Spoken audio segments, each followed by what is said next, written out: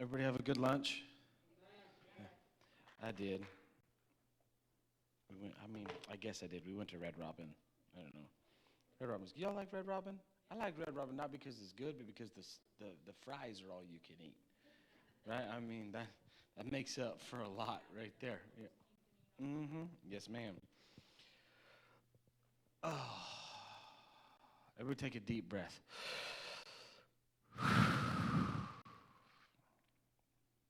You ever just have long days? I'm sitting down. I don't usually sit down, but I'm sitting down. Long days. Days that seem like they stretch on and on and on. And you just want to be like, Lord, help me. They don't have to be bad days. It's long days. Oh, and thank you again for having me tonight.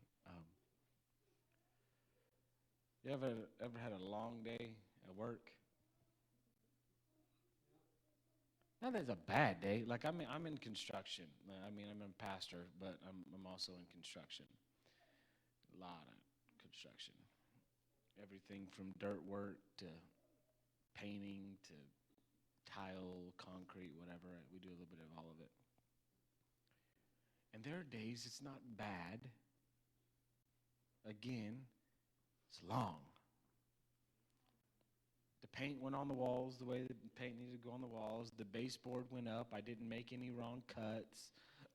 I didn't waste any material. It wasn't crazy. It just felt like it took forever. Thank you, Pastor, very much. It just felt like it took forever to get to the other side of the day.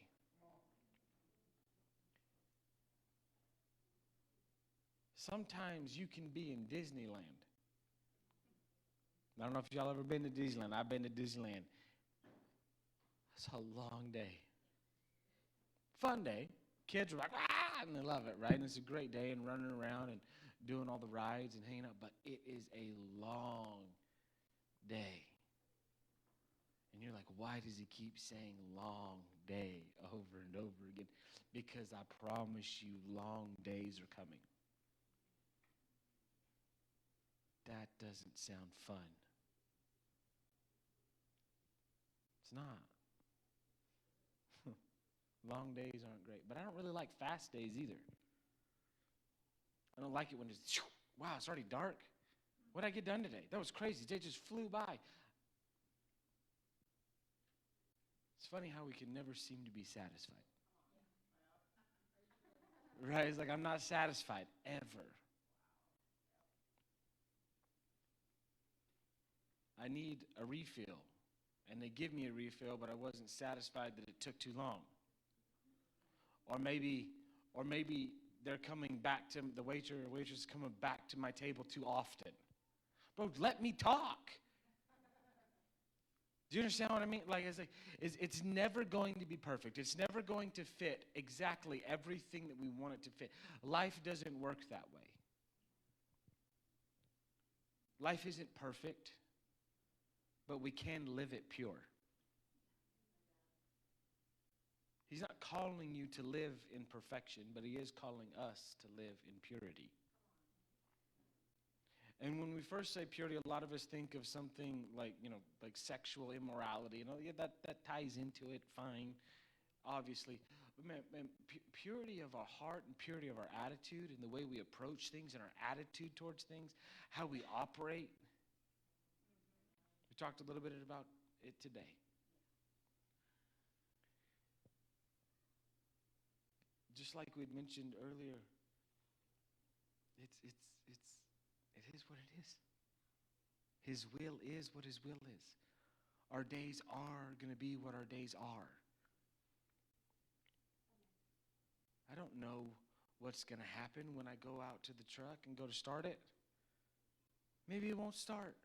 Nothing surprises me anymore. It probably is not going to. Who knows? But like we said this morning, there's sometimes that the will of God brings peace, and there's sometimes we have to make peace with the will of God. And to open up tonight's service, I want to give an example of a person who did that, and the reason we're all here. And if it wasn't for this specific person, we would have no reason to be here. And he wasn't real happy with the will of the Father for his life. His name is Jesus. Excuse me? Thought he was perfect. No, he is. You can be angry and sin not. You can question the Father in heaven and it not be sin. But God, why? Can you at least help me with some understanding on why I have to walk this way? I'm going to do it, but it would be really cool if I get some understanding. That's not sinful. It's not guaranteed he's going to answer you. But the question isn't what's sinful.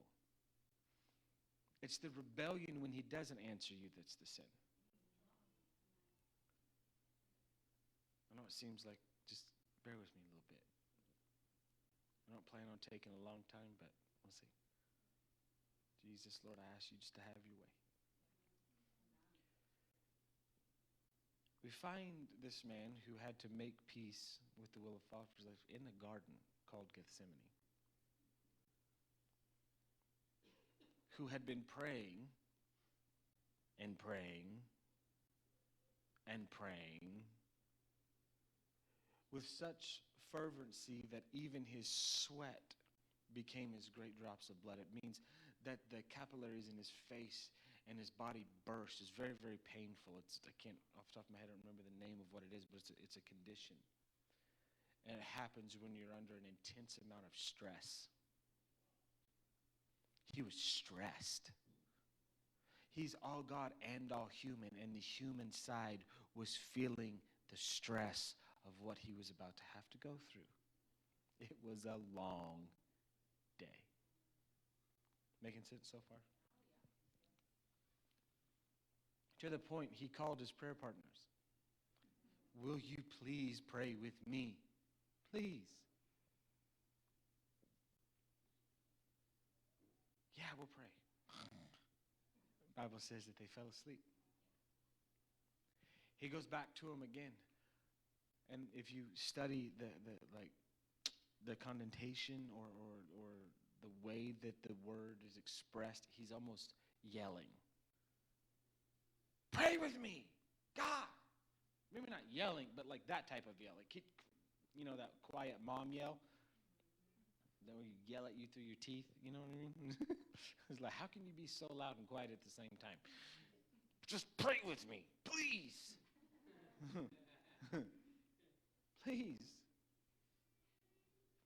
And if you read it, by this third time he comes and he asks to pray, he's already covered in blood. I don't know about you, but if your brother or sister or even a stranger walks up to you covered in blood and says, can you please pray with me? What is your response going to be? Fall back asleep? If my wife came to me, baby, I need you to pray with me, and her sweat had already turned to drops of blood, she looks like a bloody mess. He looked like a bloody mess already. Pray with me. Right back to sleep. Oh, we'll get up. In that prayer, you know what he said? Father, if there's any way that I don't have to do this, I don't want to. The Bible says, let this cup pass from me. In other words, I don't want to take a drink of this cup. Take me out of rotation. I don't want to do this. I know this is a little different than this morning. But in the same breath, not my will, but yours be done. Now we can go through every other story in the Bible about Moses, and we can talk about Jonah like we did this morning, and we can talk about Abraham, Isaac, and Jacob, and Esau. We can talk about all of these men who had to put away their own fleshly desires in order to partake and inhabit and walk in the will of the Father. But the only one that really matters, we can learn from all of them. But the only one that really matters is when Jesus himself, our Savior, our Christ, our Messiah, said, I don't have peace with this, but I will make peace with my crucifixion. Because if I don't, all of humanity will not make it. He had, this is what's crazy, I don't think we don't talk about this enough to where he had the ability to say no. He did. Matter of fact, he goes later to say, I have the power to call legions of angels to my side and rescue me from this. Like, who do you think you're talking to? I don't have to do this. He didn't have to save us. Sometimes we treat it as it was our right to be saved and not a privilege to be his son. I don't mean to be so heavy. We'll get into the good stuff here in a minute.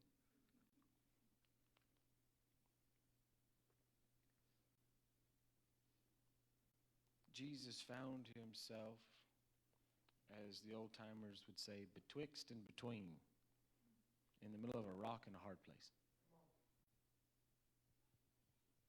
I don't want to, and I don't want to. I don't know which way to go. If you would please turn with me to Numbers chapter 13. We're just setting a little bit of a foundation.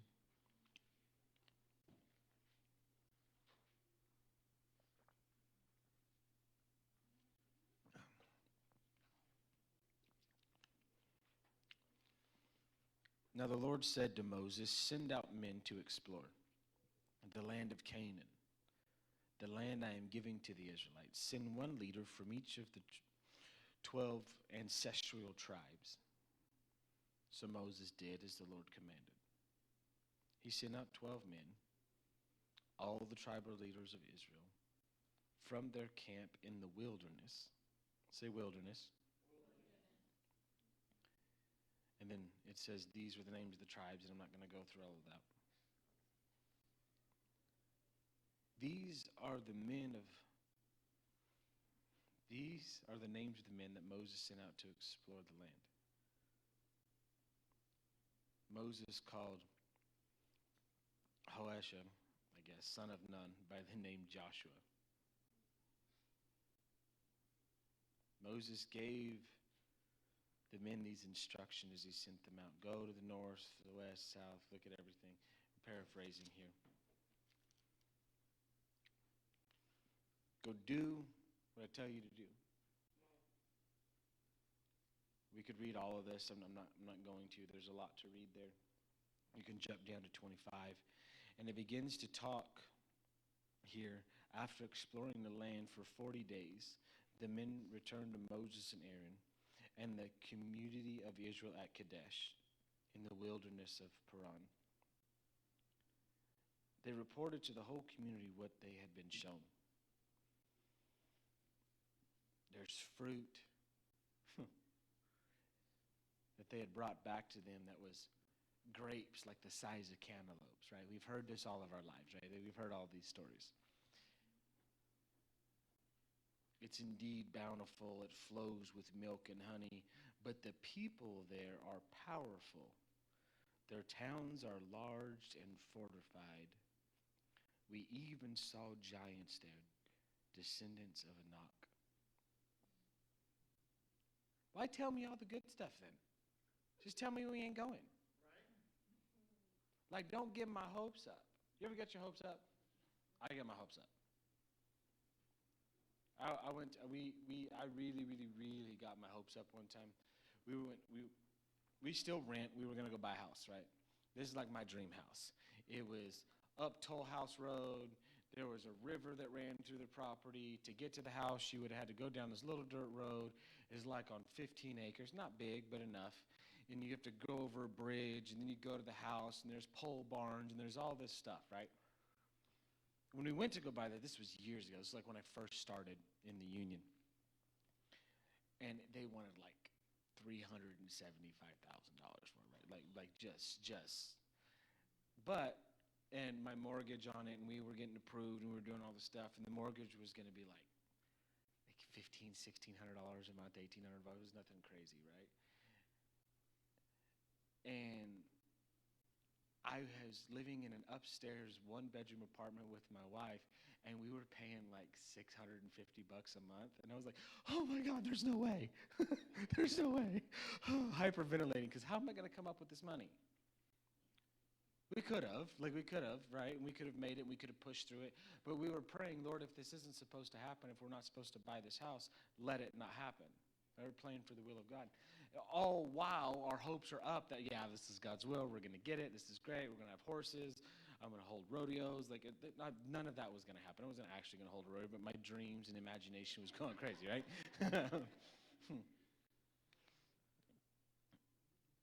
As we go, we're going to sign some paperwork. We're going to do what we need to do. It was going to be on a Saturday, that Friday. I said, we had been praying, Lord, if it's not your will, if it's not your will, if it's not your will. The superintendent for the company is a union company, and if you know anything about the union, you're not a person, you're a number. Like, you can just be replaced. And he walked up with 2 checks, and that's not good. 2-check Friday means you're not fired, go back to the hall, we're laying you off, and if we need you, we'll call you. I'd worked for this company for years.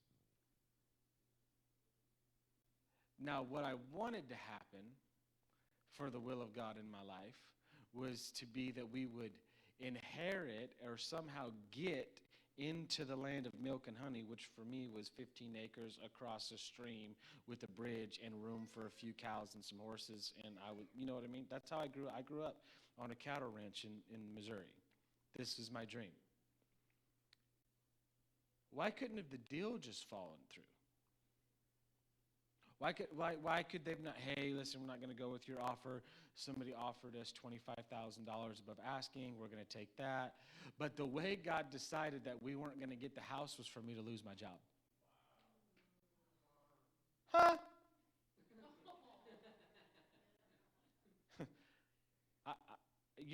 I was making decent money. Not like I don't make that anymore, but like I was making decent money. I was like, I'm going to build a career. We're going to build a life. We're going to have this. This is our dream. It's happening, and the will of God is happening. All the things. And then I was thinking about that story as I was reading this and just kind of going over some of my notes for today. I saw the fruit of the land. I saw the pasture, and I saw the hunting and the fishing opportunities, and I was going to be able to raise my kids the way that I was raised, with go-karts and 22s. Like, we're just out there, just savages, right? Just crazy, running around. But then the giant was I got laid off.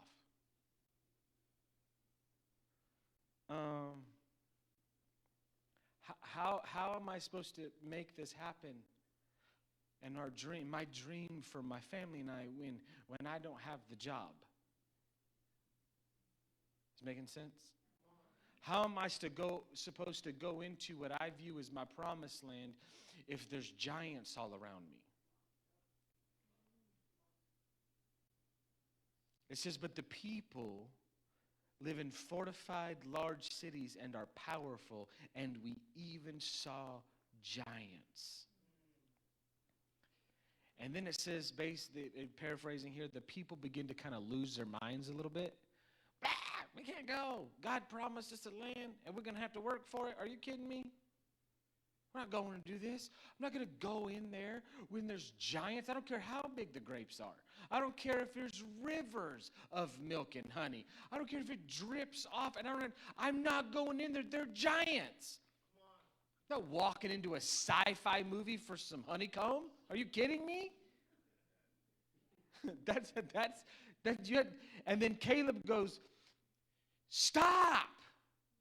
Stop. He says he tried to quiet the people.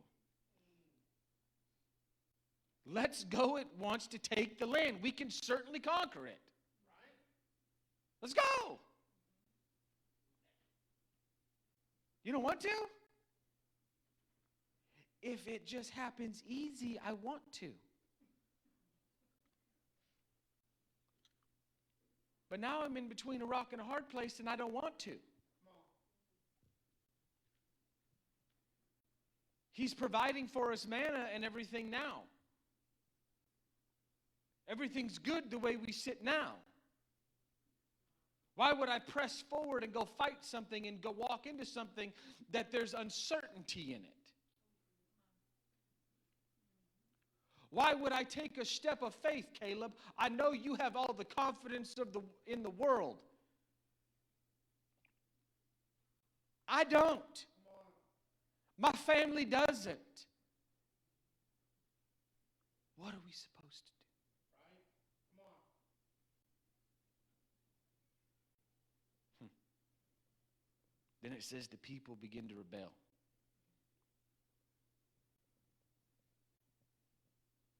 You know, out of the 12, there's only 2 that had anything good to say. Joshua, Caleb come back and be like, they ain't nothing. We got this. You know what I mean? Strapped up, homie. Like, let's go. It's a little different than this morning. Is this okay? Yeah. Good. Come on. Everybody else said we felt like grasshoppers in their sight. Felt like bugs that they would squash. Have you ever felt like a grasshopper in the sight of the world? You look at the world around you. I wanted the house. I still want the house. I ain't have the house now. You know why I can't have the house now? Because I looked it up not that long ago, and what would have cost us about $400,000 to get into is now selling for over $1 million. I can't get in it. Lord, I would have sold it and given it to missions. No, you wouldn't have. I'd have sold it and paid my tithes, I promise. No. It's the same reason why we can't always be trusted with things. I prayed to God. You know, I don't know if you know this, but most of my family, other than my mama and me, are musical. My sister can sit down at a keyboard and sing Oceans, and it's just like, oh, you know, it's awesome. My brother, Austin, bearded, long hair, look like, yeah. He's one of those guys that you hate him, but you love him, right? He's so good at everything. It's irritating. You ever met somebody who's just good at everything that they do? I could tell stories about him, about how he just frustrates me. He's an amazing golfer. Like, golf's like crazy. He shoots in like the 60s. He's fantastic. He can fish like nobody's business. You know what? I used to shoot, right? We shoot guns a lot, right? Trap shooting, all the sporting clays and everything. And I didn't know that he had been practicing at some club, and apparently it had been with Olympic shooters.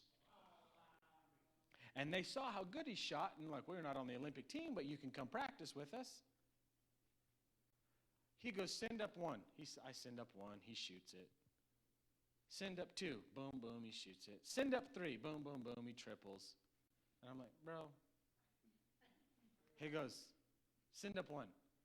I send up 1, he shoots it left-handed. He switches arms. He goes, send up 2, boom, boom, left-handed. Send up 3, triple, left-handed. He goes, send up 1. I said, what are you going to do now? Right, you know? He flips as it goes up, the little birdie flies up in the sky. He flips the gun upside down, pulls it up, and then shoots it out of the air with the gun upside down. I said, I hate you, I'm going home. Like, just that, right? He's musically gifted. He can pick up any instrument and play it. I went and bought a harmonica one time because I'm full of hot air. I can do that. I got some rhythm, you know what I mean? I'm going to play this harmonica. And I've been practicing and practicing and practicing and practicing. And I went to work. I left that. It was when we were both living at home still. And I worked at Boot Barn. Yes, I did. And I put that harmonica on my nightstand. When I came back home, I thought somebody was listening to a YouTube video of Amazing Grace on the harmonica. He never played a harmonica before that day. I walked into the room, and he's getting down, playing Amazing Grace on the harmonica. I go, keep it. I don't even want it. He can play a B3 Hammond organ like it ain't nobody's business. Do all the runs and play it on the black keys and everything. It's wild. And can sing. My dad can rip. He can sing. He's like on CDs and has albums and all. I can't. I said all of that to say this. I can't. And I prayed to the Lord one time. And I know I'm taking a little bit of time, but is that okay? I take a little bit of time. We'll set the foundation a little bit of this. I prayed. I said, God, I want to be able to sing. Like really sing. Like Andre Crouch, how he sat down at the piano and his mama just prayed over him, and he could just not magically, but God ordained and anointed, play the piano and just could play. I said, make me like that, and I just want to sing. And I want to sing. He goes, I can't trust you with it. I said, what do you mean you can't trust it? He goes, I can't make you R. Kelly. I couldn't trust you with it because you would be just like R. Kelly. That's what he told me. I couldn't trust you not to try to serenade every woman you saw. I couldn't trust you to sit down at a piano at a party and not try to woo the room. I can't trust you with a gift like that. And so you're never going to be able to do it. But do you see what I'm saying? There's things that we want that God says, I can't trust you with that yet. Now, what is happening right here is the Hebrew and the Israelite people are proving that God cannot trust them with the promised land yet. I cannot trust you with grapes the size of cantaloupes. I cannot trust you with fertile ground. You're still in Egypt and you don't even know it. You would rather me provide you manna and be stuck in between a rock and a hard place, just wandering around. Now we know because of all of this, and they're griping and they're complaining and they're murmuring and everything that they did in Genesis and Numbers and all the things, that God says, okay, you're wandering for 40 years. And Moses, you're not even allowed in. It says that Moses had to look at the promised land from a distance. That's crazy. This is Old Testament, but Ananias and Sapphira was new. So,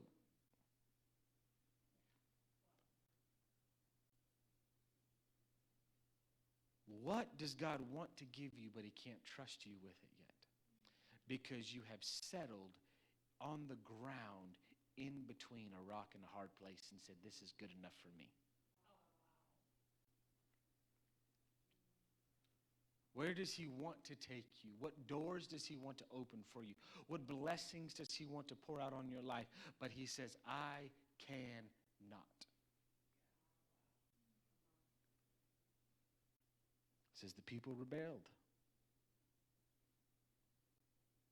Take me back to Egypt.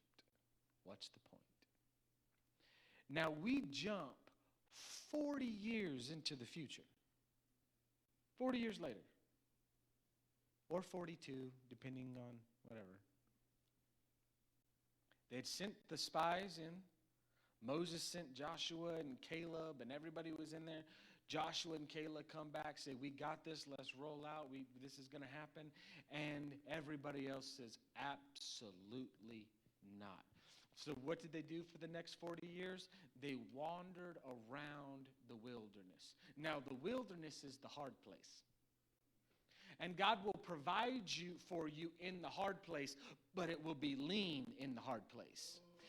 I'm only going to give you what you need, but no more than that. I'm only going to give you manna for today, and there's going to be a leanness in your life. I will make sure, just like the word says, their shoes never wore out, the clothes on their back never gave loose. They didn't have to do a whole lot of work other than just walk. But because you griped and you grumbled and you complained and you would not do what I told you to do, I don't care if you might be grasshoppers in your own eyes, but you're not in mine and you're not in theirs. They know. See, what they don't know is that they had already heard the stories. No, I'm getting ahead of myself. What is it that God wants to give you, but we're saying, I don't want to do what I have to get in there. I don't want to have to go to war. I done fought my whole life.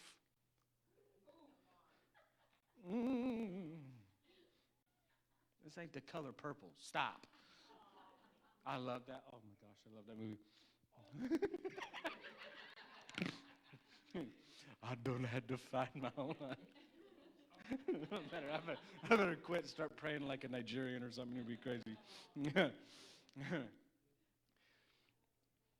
But that's the truth, though. Make a joke out of it because I don't want it to feel super heavy. But some of us say, I'm tired of fighting. I ain't going to no more battle. Are you kidding me? Do you not see Moses and Joshua and Caleb, what we had to go through? We just came out of Egypt. We just came out of slavery. We just came out of slavery. And now you want us to go fight? Yes, I do.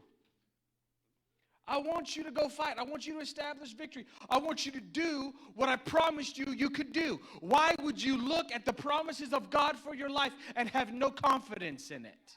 Why would you not have confidence that his promises are yes and amen? I got you out of Egypt. I delivered you. I saved you. I sanctified you. I baptized you. And now you're looking at giants and say it's impossible? I made the Niles run red with blood. I killed the firstborn of the nation of Egypt. And now you say you can't? Who do you serve? And so now, you're going to have to wander for 40 years until you realize who I am. And it said no one from that generation, save two, were allowed to enter. That's harsh. That's rough. And I'm asking you, can we get to the point to where we forfeit the promise? But his grace and his mercy. No, I know. No, I know. I know his grace and his mercy. But his grace and his mercy sometimes is the pit. Sometimes is the jail cell. Ask Joseph. I ain't got time. My man, if I had time, God, I wish we could go like,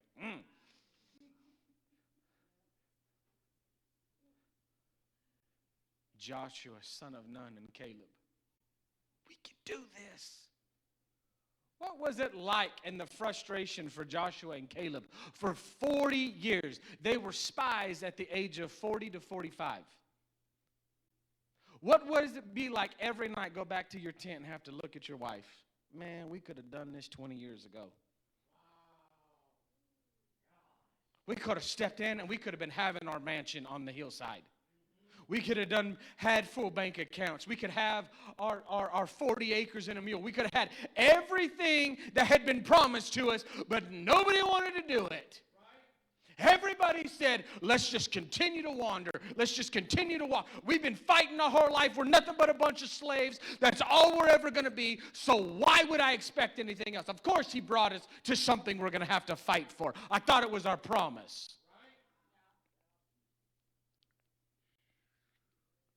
There's been some things that I've been promised in my life, but I still got to work for it.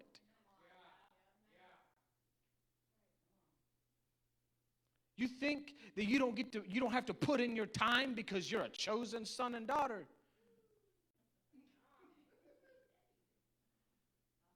I know He loves us, and He loves us beyond we will ever be able to understand, with measures that are far greater than can even be numbered.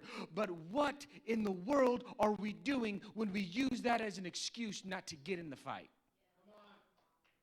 Not to stand up for what we believe in, and not to take what has been rightfully given to us. Making sense? We will all be faced with a choice at some point in time in our life. What will you do when you're in between a rock and a hard place? We find the Israelites 40 years later. If you turn with me to Joshua, man, there's a lot of scripture.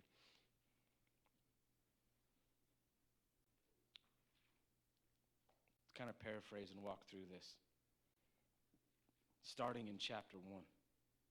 After the death of Moses. Man, think about that for a second. You know how many times they probably walked up to the Jordan in 40 years? You know they only traveled in like not even less than 100 miles for 40 years. Just like their circumference. It wasn't like they traveled from one side of America to the other side of America. Like they're like within like was it like 100 to 200 mile radius? Like they just millions of people. Millions of people left Egypt. Millions of people inhabited 100 something square miles for 40 years and didn't know where they was at. It's lost. You know how many times they walked up to the Jordan and looked across the Jordan? And Moses, there it is. It's right there. Oh, well.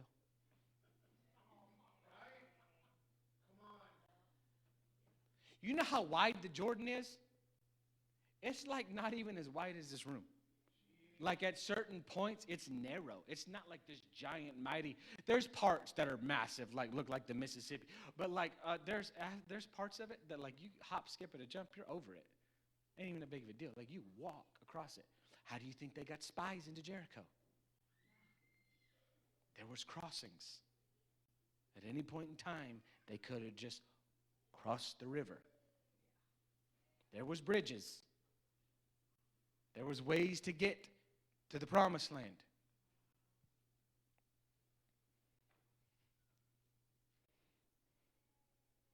Joshua sends spies in. Go spy it out. Now that I'm in charge, we're doing this thing.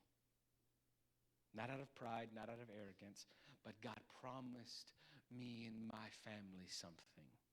And it has taken 40 years. But we're about to get our promise. Send spies in. Rahab protects the spies in chapter 2. Now in chapter 3 it says, early the next morning Joshua and all the Israelites left the acacia grove and arrived at the banks of the Jordan River, where they had camped before the crossing.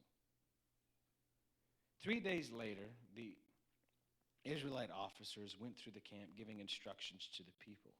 When you see the Levitical priest carrying the ark of the covenant of the Lord your God, move out from your positions and follow them.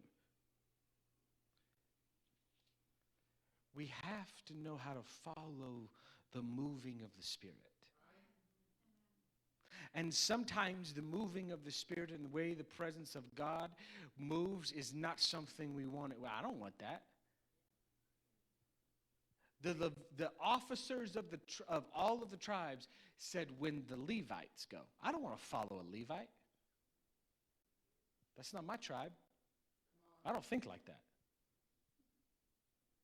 No, he goes, when you see the Levites move, when you see the priests move, when they're carrying the Ark of the Covenant on their shoulders, you leave your position. You leave your standard of living. You leave your life. If you have to, you step down from the office you think that you hold in the kingdom, all of the things, and then you follow someone. You make yourself a servant. You make yourself less than. I don't care if you're the chief of this tribe. You follow the Levite. Follow the priestly order.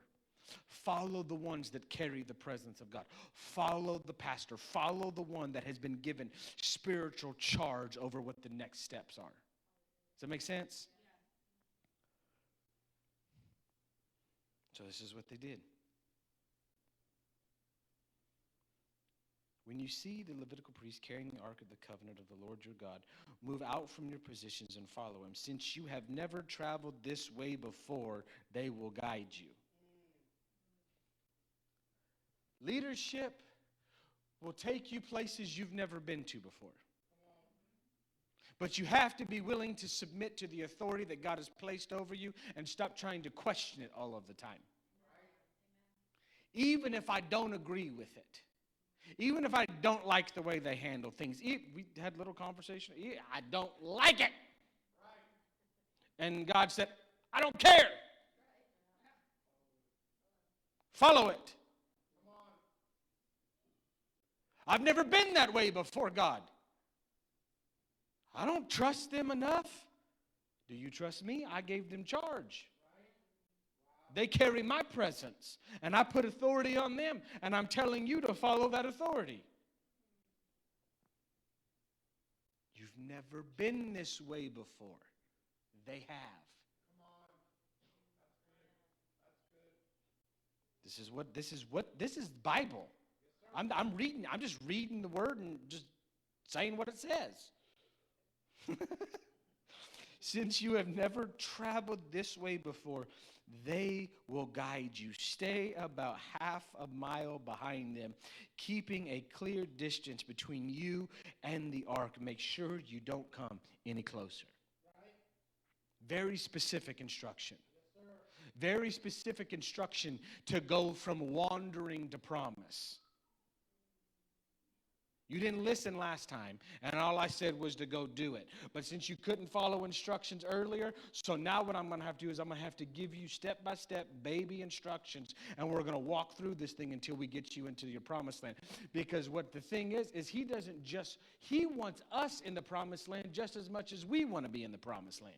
He wants to give you the desires of your heart just as much as you desire them. But there has to be a willingness to follow order. Rather, you're stuck in between a rock and a hard place. And I know, say rock and a hard place. We're going to get to that in a minute. This is all foundation. As my dad would say. Preach for 2.5 hours. Well, now let's get to the verse I want to use.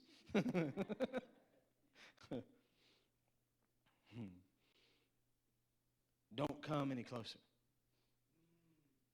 Don't get any closer than what I told you. You stay right there. That's a good distance. Why? Because he said so. I don't know. It doesn't explain it. Sometimes you just have to take things on faith.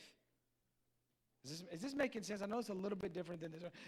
Because sometimes we just have to do things because he said to do things. I don't know why they had to stay a half a mile behind. But he said to do it. I don't know why I've had the Lord say to me, and because I didn't feel a thing when I did it. Run around the church. The song is going good, and everybody's hucking and bucking and gyrating and feeling God and doing all the things and rolling, and I didn't feel nothing. And God said, run. And so I took off running, and I went and sat back down in my seat and didn't feel a thing. It didn't change nothing for me. Why'd you do it? I don't know. I felt like I was supposed to. And now years later, I can look at it and be like, I can listen to him whether I feel like it or I don't feel like it. Whether it changes my emotion or it doesn't change my emotion. Whether I get goosebumps or I don't get goosebumps. I do what he tells me to do because he told me to do it. How many of you know who Pastor Hagen is? I love Pop Hagen. Guys, I love like Furtick and like Philip Anthony Mitchell and all those guys are amazing. Everybody I listen to is dead. If you're dead, I'll listen to you. Like, I love all those guys. Pop Hagen said, I don't know if all this dancing stuff is real. Right. Now, if you watch some of his YouTube videos later in life, it's wild. But in the beginning of his ministry, he goes, I don't know if all that's real. I think that's fleshly. I don't think that's real. I don't think it takes all that. He goes, and I don't feel anything. The Lord said, I want you to dance when you go back to church tonight, and that woman is in the front dancing. I want you to go dance with her. He goes, well, I don't feel like I want to dance. I'm not going to dance. I don't feel anything. He said he was on stage, and they kept playing the song over and over and over and over again, and then he goes, oh, fine. And he gets up, and he said, I wish I could do it. He took off running, a little stutter step, little dude. He said, I jumped off of the stage. He goes, I jumped off of the stage in flesh. And when my feet hit the ground, I was in the spirit. He goes, and I danced all over that room. He goes, to this day, he goes, I can't tell you that I really felt much of a difference. He goes, but I knew the difference between being in my flesh and being in the spirit. And it had nothing to do with my emotions. Sometimes we have to do what he says, whether we have the goosebumps or not. Why stay half a mile back? I don't know. Why pay for the person's gas in front of you? I don't know. Sometimes he asks you to do things that have nothing to do with you. Has everything to do with the person you're doing it for. You may never even get to hear the testimony. Sometimes we want to bless people so people know we blessed them. Is this hard? I don't want this to be hard. Okay. Then Joshua told the people, purify yourselves, for tomorrow the Lord will do great wonders among you. Not perfect, but pure. In the morning, Joshua said to the priest, lift up the ark of the covenant, lead the people across the river. And so they started out and went ahead of the people.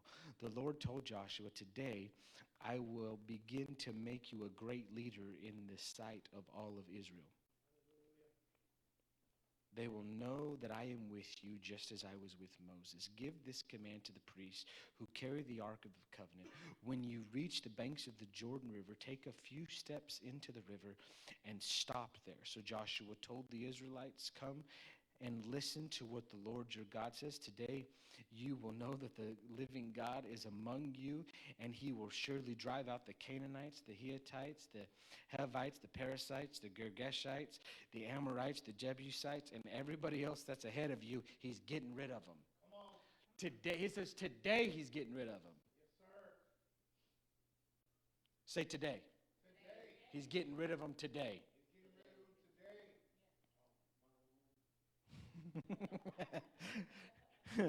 Look at the ark of the covenant which belongs to the Lord of the whole earth.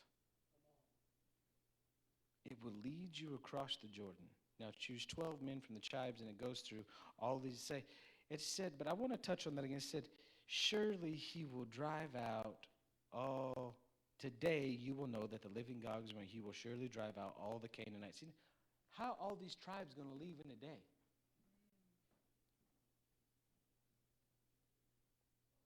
Then we can read on. And Jordan parts, everybody walks across on dry ground, right? That's a miracle. That's insane. I don't even know what I would do.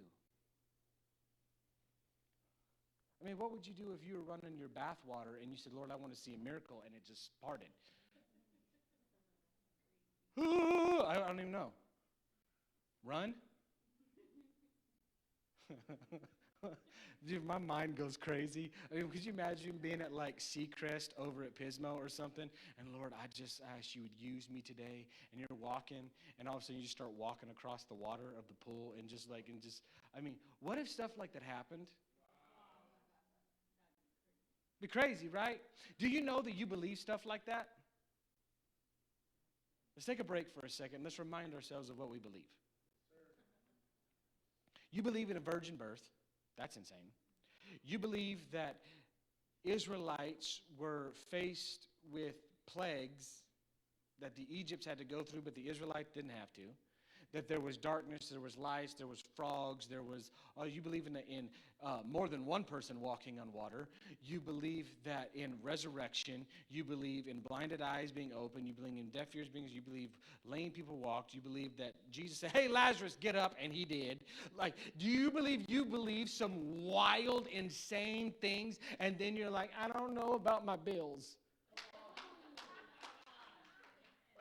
You know what I mean?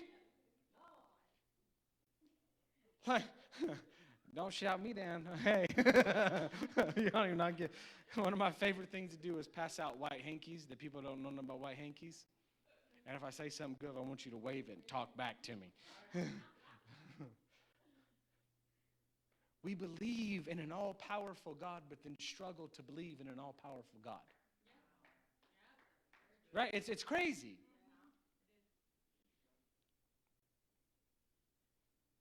I just love the way that this all works out. I wish we had so much time we could go through all of this. I'm paraphrasing so we can get to the good stuff. So they crossed over on dry ground. They built monuments there. I want to touch on that for a second. Joshua commanded the leaders of all the 12 tribes of Israel to go get a stone and place a stone at the edge of the Jordan River, right? Do we know why he did that? He did that so that the future generations could go back to where freedom, the very first step of freedom, the very first step of obtaining the promised land happened right here. So if you ever get lost, if you ever get undone, if you ever don't know where you are, you can always come back to this place and know that there is a God that will provide for you. Sometimes we get so far away from the altar, we forget. Sometimes we get so far away and so caught up, and we've been doing this for so long. Guys, I know I'm 38. I don't feel old. I guess I'm getting older. I'm closer to 40 than I am away from it. But I have been doing this for a very long time. Not ministry, church. I've been doing pretty much like real ministry since I was about 22. Been doing church forever.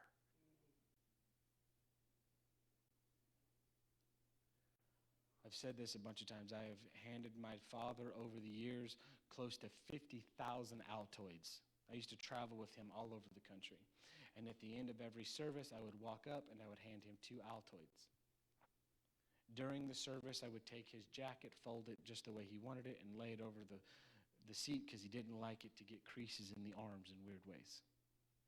I did that I did the math one time. It was over 40,000 times I took his jacket. Close to 55 or 60,000 Altoids I gave him. I've been doing this for a minute. I have watched people die in the middle of church services and then get resurrected.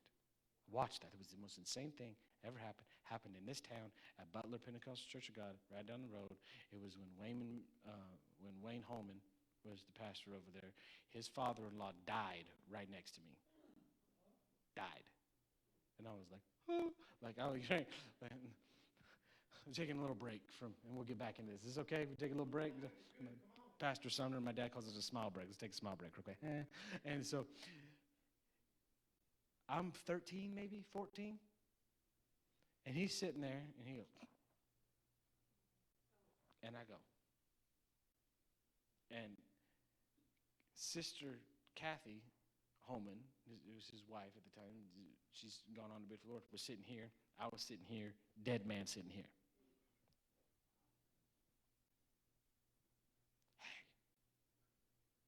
Something wrong with him. That's exactly what I did. Something not right. and she goes, oh, Dad! Screams right in the middle of the service. They never stopped playing the music. From what I remember, my dad gets up. There, ambulance, everybody coming in. The pastor of the church at that point was a mortician. So he knows if you're dead, that's his job. He walks over, moving his wrist. Kathy, he's gone. I'm like, oh, he just died next to me, right? At 13, I'm freaking out a little bit. Don't even really know what to do with my dad. I can remember as clear as day. Pastor Tim Sumner saying, church, let's pray. And they started playing whatever song they were playing on the piano. And I watched him walk backwards. He straightened up his lapel. He pulled his slack up, and he sat down on the chair. He crossed his leg and began to speak in tongues. And the whole church began to pray in tongues. And I watched as the EMT walked in to take, basically, they're going to check for vitals or whatever, but take him away. And they reached over and they touched him on the arm and said, sir, and he goes,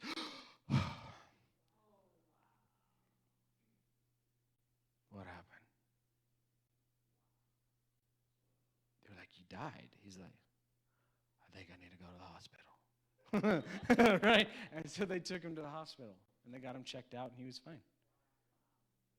I watched that with my own eyes. But did you know that's not the moment I go back to when I need Jesus? We were in this town in a tent revival, this town, and I watched a man get up out of a wheelchair. He had no kneecaps. They were removed, and I watched him walk. I watched a man in this city with muscular dystrophy, and he was dragging his legs. They looked like limp noodles, dragging them behind him. And I watched my dad lay hands on him, that man fall out under the power of God, and then he stood up without his crutches. And my dad looked at him and said, walk!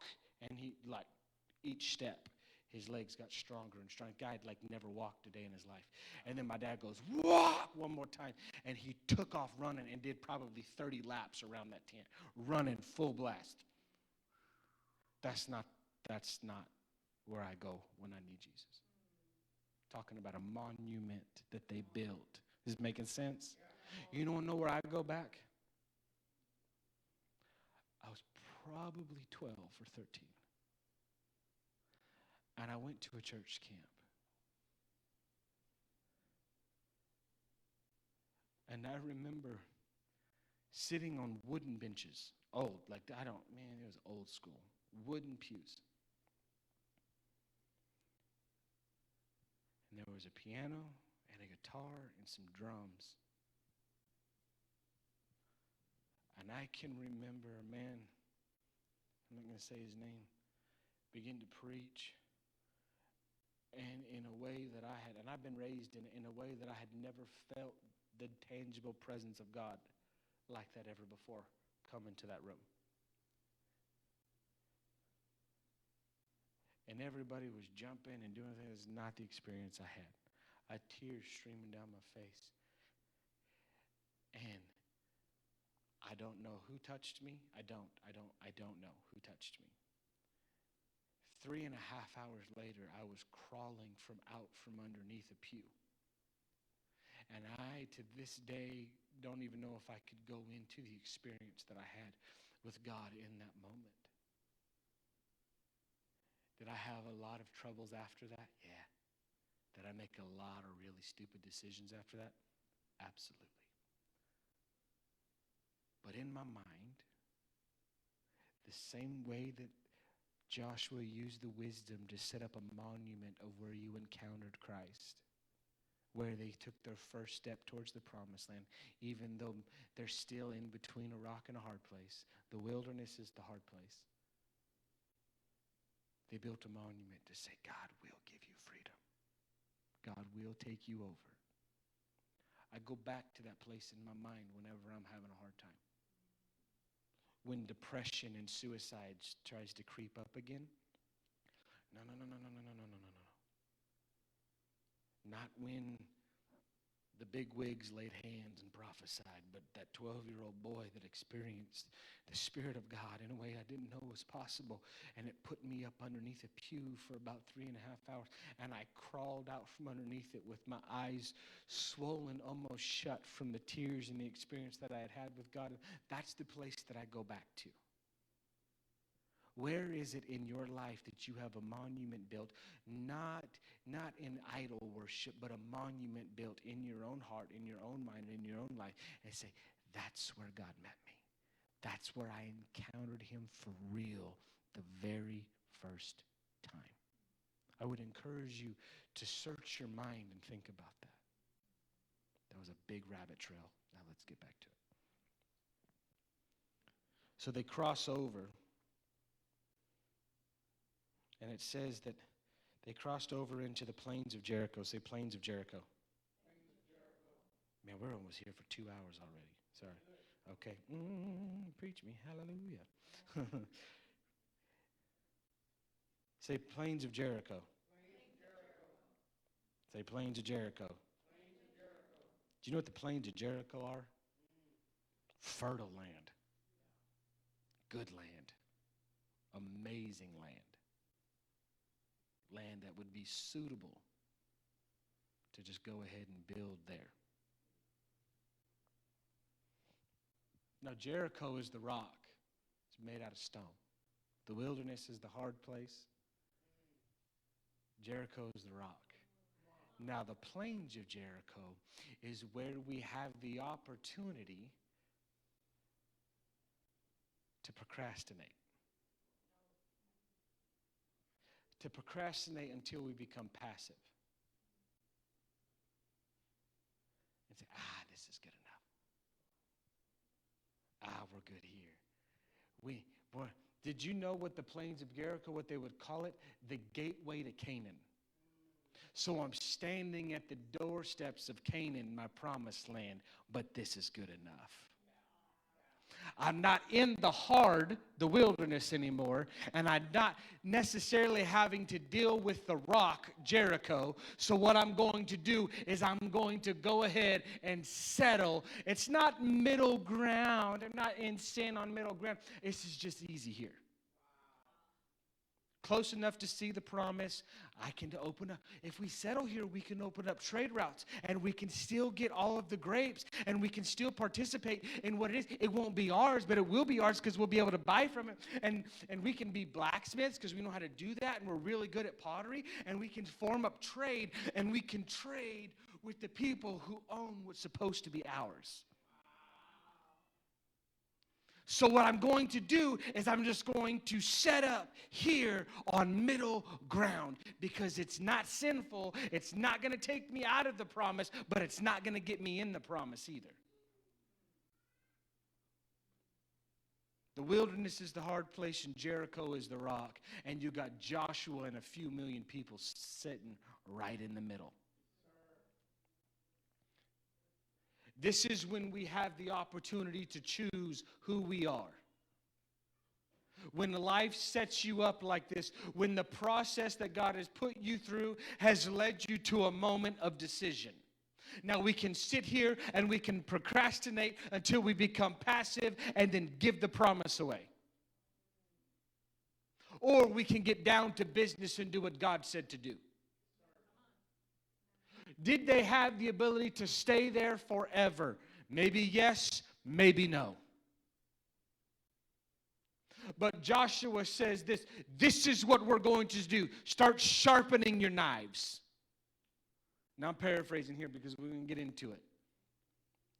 Why are we sharpening? Because we're about to circumcise every male. This is Gilgal. This is the rolling away of the flesh. Now, you might have been passive in a past season and procrastinated about your promise, but I ain't Moses, and Moses ain't me. And God has said to me that land belongs to us, and we're not griping and we're not murmuring. We're going to step out of flesh and into purity. Sharpen your knives. We're getting rid of flesh. We might be on middle ground, but it's only to rest so that we can get into our promise. This is not a habitation. We're visiting here. I am not building a home with a permanent foundation in between a rock and a hard place, wilderness and Jericho. He said that we get to overcome Jericho. We get to the other side of it and have everything that he's promised to us. But before any of that can happen, sharpen your knives. It's time to get rid of flesh. That's craziness. They ain't no sedatives. They ain't no pain relief. They didn't have ibuprofen.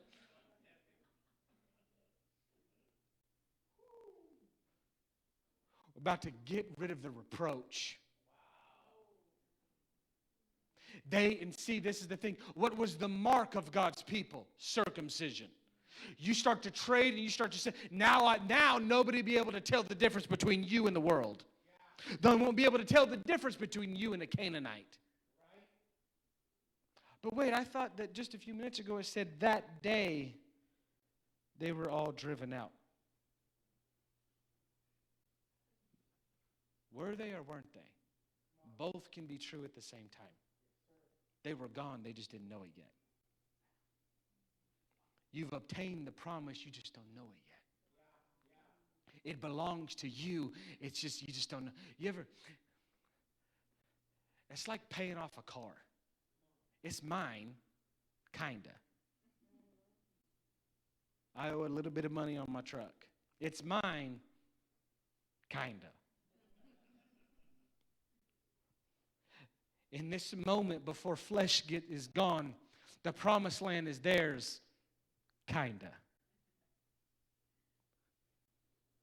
So what are we going to do? Well, it says that Israel reestablished covenant ceremonies. Joshua made knives of flint and circumcised the entire male population of Israel. Joshua had circumcised them all because all the men who were old enough to fight in battle when they left Egypt had died in the wilderness. What is the mark of a warrior? Circumcision. What is the mark of a warrior of heaven? Having a circumcised heart. Having saying, roll away the flesh from the inside of me. I know I'm never going to be perfect, but I can be pure in your eyes. Take away what I consider to be my righteousness and give me yours, Yahweh. Is this making sense? That they are about to go into battle. They're about to go to war for what God said was theirs. They don't know what's about to happen. We know what's about to happen. See, that what you have to understand is when we read the Bible, we get to skip around. I can go from chapter 5 and go over to chapter 7 after everything is taken care of. They didn't have the ability to do that. You get circumcised because you're about to go fight. You get circumcised because that's the mark of a warrior in Hebraic culture. And your circumcision and your circumcised heart means that you're about to go to war. All right, let's do this. And so they were all circumcised. It said this. It said, the Israelites had traveled in the wilderness for 40 years until all the men who were old enough to fight in battle when they left Egypt had died. For they had disobeyed the Lord, and the Lord vowed he would not let them enter the land he had sworn to give us, a land flowing with milk and honey. So Joshua circumcised their sons, those who had grown up to take their father's places, for they had not been circumcised on their way to the promised land. You're on your way, but there's still some things that have to be dealt with. After all the males had been circumcised, they rested until they were healed. Then the Lord said to Joshua, today I have rolled away the shame of your slavery in Egypt. Sometimes we have to realize that God actually has freed us and quit talking about your past like it was yesterday. Quit talking, well, man, I used to be a drug. You ain't been a drug addict for 40 years. Man, I used to party. You don't even know it. Man, it's been a long time since I've done that. Quit talking about it. You don't have to carry that shame. Get rid of that. That's Egypt. And it says if you've allowed God to come in and you've allowed him to circumcise your life from the world, then that reproach of the shame of your past has been rolled away. God says he cast it away as far as the east is from the west. Jesus. While the Israelites were camped in Gilgal on the plains of Jericho, fertile place. Man, this would be a nice place to live. They celebrated the Passover. Man, you see the reestablishment of covenants? They ain't done this for 40 years. And Joshua says, before we're ever going to be able to do what we're supposed to be able to do, if we're ever going to get out between the rock and a hard place, here on middle ground, we don't build our home, we reestablish covenant. Making sense? It's on middle ground where you get to rest for a few minutes because you've done what God said to do. I did what I need to do, but I can't leave and go to battle when my wounds are still fresh.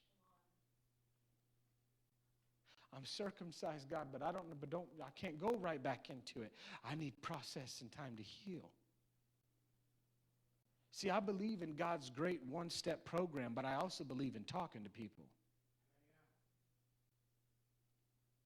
You can't. When I was dealing with depression and suicide, I prayed and prayed and prayed and prayed and oiled and prayed and prayed and prayed and did all the things. Listened to all the podcasts, read all the books, did all the stuff. You know what helped me? A therapist. I don't want to go see a therapist. I just want to pray and it'd be okay. Sometimes you just need to talk to somebody. A God-ordained man or woman that says, I'm here to listen. I believe that he can come in and change everything in a moment. But sometimes there's a process of healing that has to happen before you get to walk into your promise. You don't get to walk in your promise with open wounds. He goes, I'm going to heal you, and then we can do that. Because if you go into battle with open wounds, they're going to get dirty and infected. You're going to start bleeding all over everybody. Let's get your wounds healed before we send you back out there. And so then they celebrated Passover. We all know what Passover is, right? Passover is when the angel of death went over the homes of Israel and did not kill the firstborn, but went into the homes of the Egyptian slave rulers and killed their firstborn, the Passover.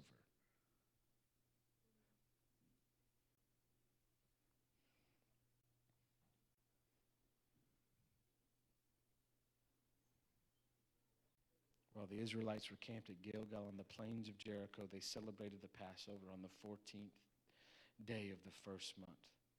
The very next day, they began to eat unleavened bread and roasted grain harvested from the land.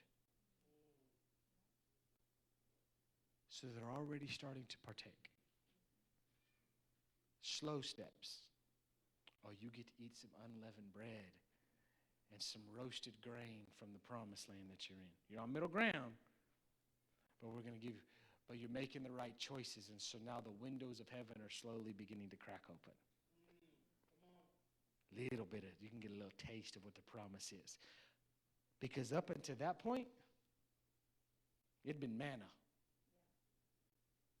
It said no manna appeared on the day they first ate from the crops of the land, and it was never seen again. Okay, you're saying you want to step into your promise. Now you're going to have to work for it. I fed you and fed you and fed you and fed you and fed you. Now you're reestablishing covenant. Maturity is starting to come back.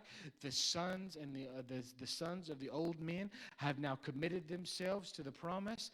The men that had rebelled and had talked and backbit and griped and grumbled, they're all dead back in the wilderness. We're on the other side of the Jordan, and Jericho is standing right in front of us, and we have settled for a moment on middle ground. Am I taking too long? I really don't want to take too long. I know I keep checking in, but I want to check in. They're prepared to fight now. We're prepared to war now. Now let's get it on. Let's do this. We got swords. We got shields. I know how to do this. I can see him getting all worked up. We're going to go. We're going to do it. I'm healed. I'm circumcised. I'm like baptized with a mighty burning fire. We're going to do this. We're going to take him out. We're going to go. We're going to get the promise, and we're going to walk in, and we're going to do this thing. And then Joshua finds himself near the town of Jericho. I know I'm reading a lot of scripture. He looked up and saw a man standing in front of him with a sword in his hand. Joshua went up to him and demanded, "Are you friend or foe?" That's crazy. kind of man is Joshua? You for us or you against us? Because if you ain't for us, then you are against us. I'm going to take you out, Joker, because that's my promised land and nobody else's. God gave it to me and my people. And then I believe the pre-incarnated Jesus Christ says, hey, hold up, bro. I'm not for you and I'm not for them. I'm the captain of the Lord of hosts. Who do you think you're coming to, talking to? Don't get it twisted, bro. I don't work for you, you work for me. That's what's happening in this moment. Sometimes we can become so enthralled with the promises of God that we miss God. Sometimes we can be so excited we're about to embark upon the promised land that we miss him standing right in front of us. And this is the thing. If Joshua would have fought him, pulled his sword, and out of pride operated that I know better and we're about to take this city, he would have never got the plans. Sometimes the greatest thing you can do before you go into battle is shut your mouth.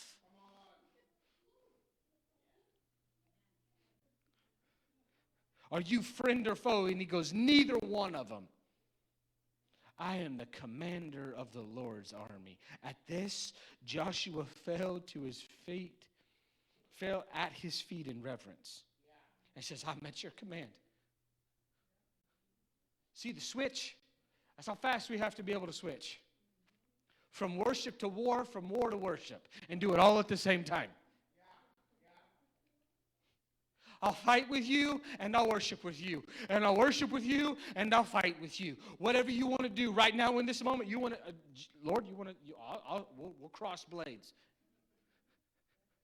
But let me worship you first. Let me find myself at your feet now, and I'm your servant. That's what he did. Immediately. Boom.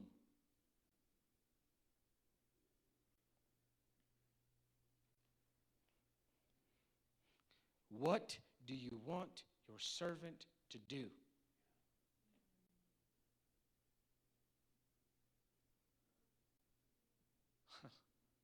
It's a crazy question after everything he's been through. He doesn't know the answer. We do. He doesn't. He could ask him to do anything. The commander of the Lord's army said, take off your sandals, for the place where you are standing is holy ground. And he did what he was told.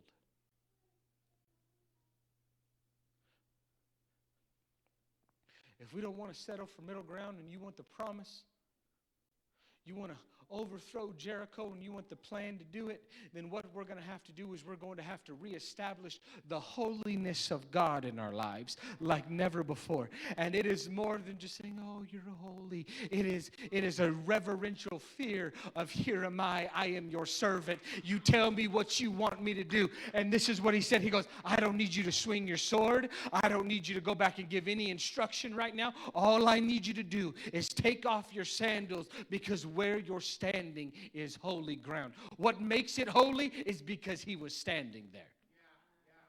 It wasn't because there was some crazy plan like it was with Jonah, where it was from the fountain. No, in that moment, what made that ground holy is Jesus was standing there. Loose your sandals. I don't want to take off my sandals.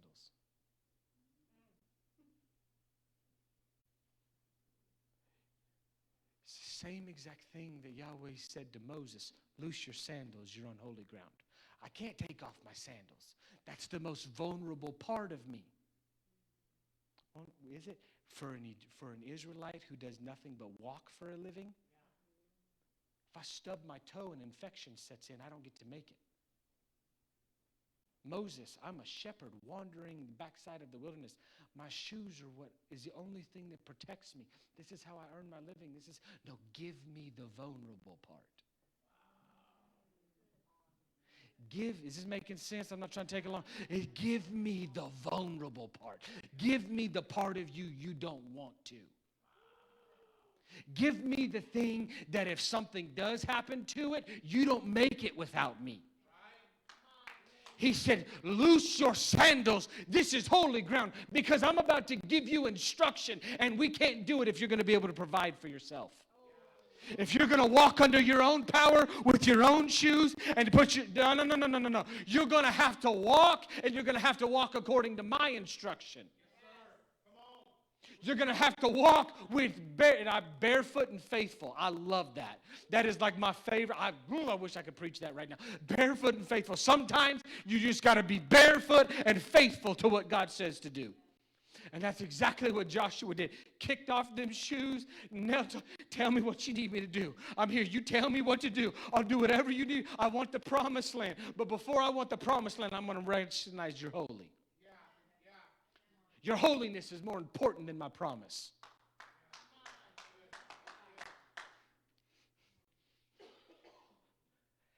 And so by a very simple act of giving over the most vulnerable part of who he was to the Lord in that moment, the captain of the Lord's army, he begins to download all the information that this is how you're going to get into your promise.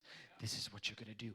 I want the Levites to go out before, and then we're going to have the trumpeters, and we're going to have Judah, and we're going to do this, and then they're going to blast the trumpets, and you're going to walk around Jericho for 7 days, and you're not going to say a word, because what I need you to do is not talk like you did for 40 years in coming out of Egypt and in the wilderness. When you were in the hard place, all you did was talk. And now that you're about to walk around the rock, I need you to shut up. Basically, without being too hard, the Lord said, shut up and march. Just be quiet. Don't say a word. Just march.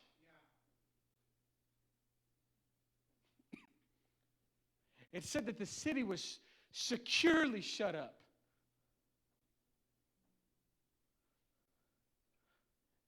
Because Jericho knew who they were.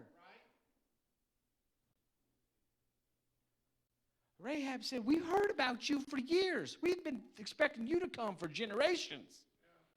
We thought you would have been here 40 years ago to destroy us. We heard about all the plagues in Egypt. We heard about the Red Sea parting. We heard about giants falling. We heard about everything that your God does for you. How come you haven't come before now? Well, we were scared of you. Scared of you. You scared us. We was terrified of you. As soon as we saw you walk onto the plains of Jordan, the king commanded us to lock the gates because we thought you were coming for us. When we as men and women of God decide, I will no longer be on the defensive, I will get on the offensive, the gates of hell say, I'm shutting this thing up. They're coming for me, and I got to get behind my gates. I got to shut myself up. You want the devil out of your house? Quit trying to defend yourself from him. Kick him out. This is holy ground.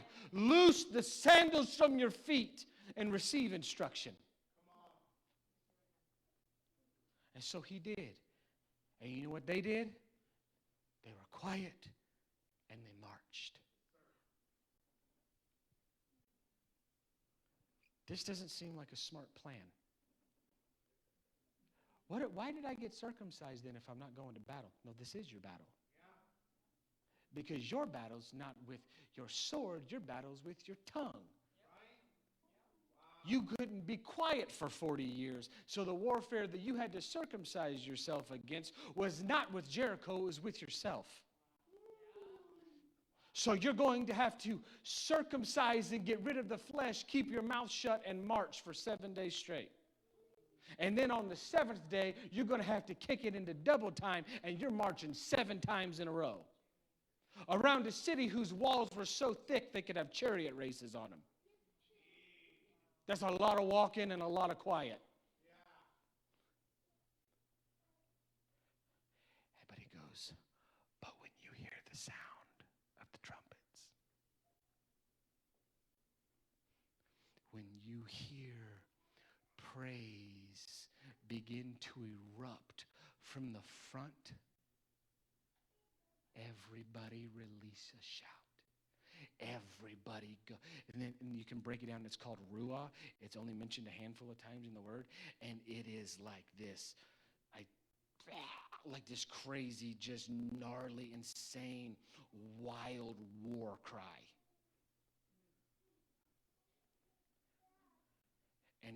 it's only a handful of times in the Bible where it's ever called for that type of shout. And in this moment, to establish freedom, they had to be quiet, and then at the end of the quiet time, had to go more crazy and be more loud than they ever had been in their entire life. Two total opposites, both crucify flesh. It's easy for me to be quiet and worship. It's not easy for me to huck and buck. It's easy for me to huck and buck. It's not easy for me to bury my head in the corner. He's saying you have to be able to do both.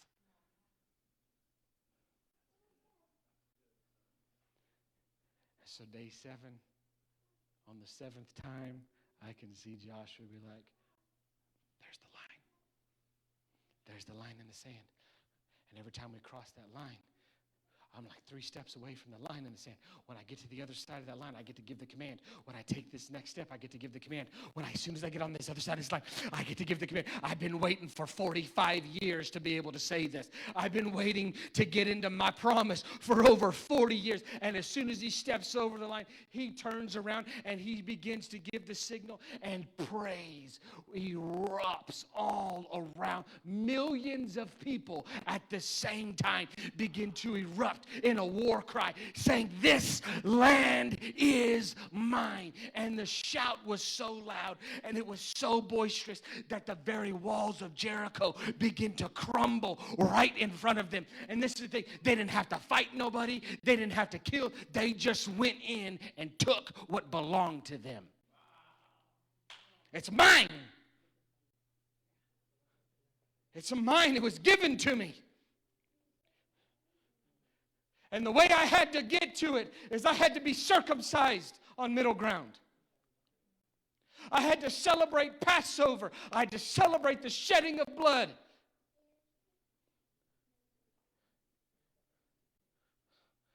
I had to meet face to face with Yahweh, and I had to take off my shoes and recognize He's holy. And then after I did these things, the download from heaven came that was the key to get me into the promised land. There are things that we have to do if you want to be successful inside the will of God. You must live circumcised. You must make sure that you never forget the blood of Jesus. It is the only way we make it. And you must recognize His holiness. And when we can do these 3 things, then it is the little church in Fowler that starts a revival that no man can quench. It is the few on the front row that begin to burn hotter than the furnace of life that's around them. It is the few that are in this building right now on a Sunday night, and it's almost 9 o'clock and we've been here for a while, and you're saying, no, I need more of this. I got to have victory. I've been marching around the wilderness, and I've been stuck in between a rock and a hard place and on middle ground for way too long. If that's you and you need victory tonight, I want you to stand to your feet. If that's you and you want to walk into your promised land, I want you to stand to your feet. Whew. Jesus, I thank you.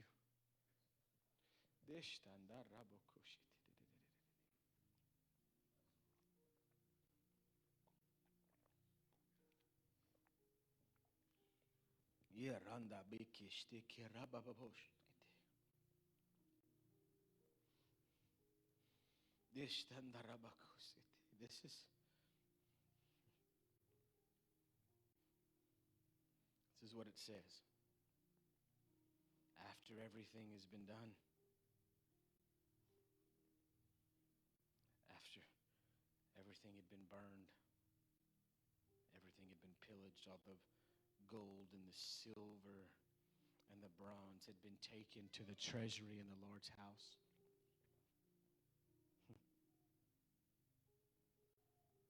After Rahab had been spared.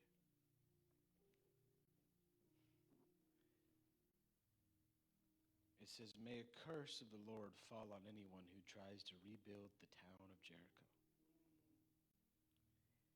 And the cost of And at the cost of his firstborn son, he will lay its foundations.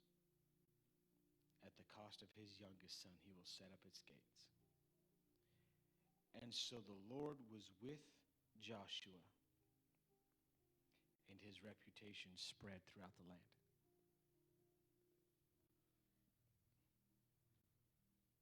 We can go through all of the things. We can get all of the freedom. What we must be careful is not to go back to Jericho and start rebuilding it.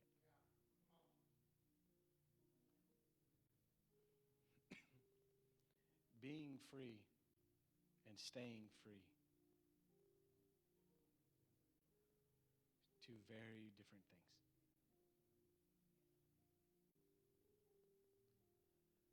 You can get free tonight, but it'll be up to you to stay free tomorrow. It's just the truth. To hopefully try to tie it all in together, just like this morning. Sometimes the will of God will bring peace, but most of the time we have to make peace with the will of God. Your peace and your freedom and your liberty ultimately comes down to you.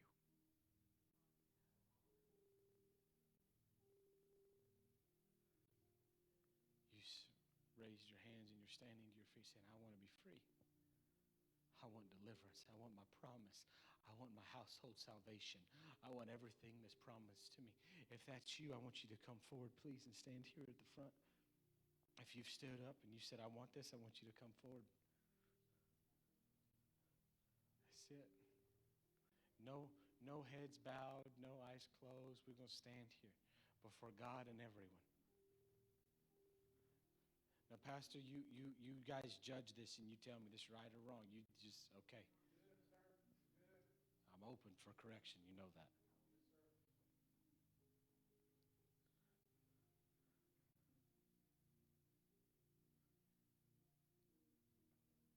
That's wild. There's 12 people standing up here.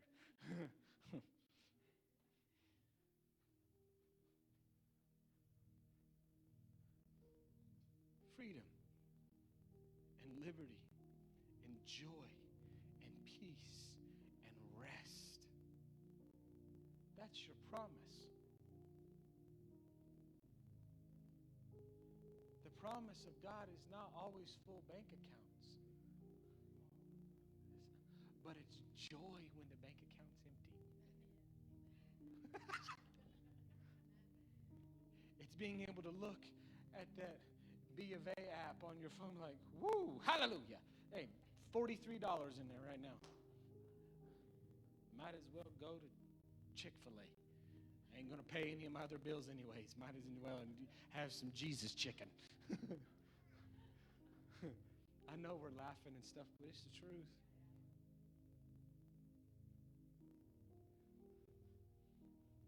Sometimes the walls and the Jerichos and the rocks and the hard places are things that nobody else knows that we're even dealing with. They're unseen enclosures. They're unseen fortified cities that live within our lives.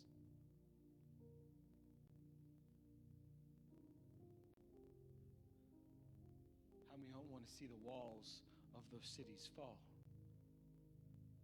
Jesus.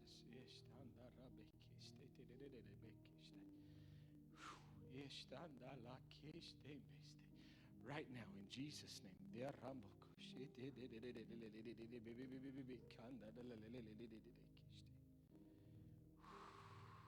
Peace, peace and joy and rest. Jesus.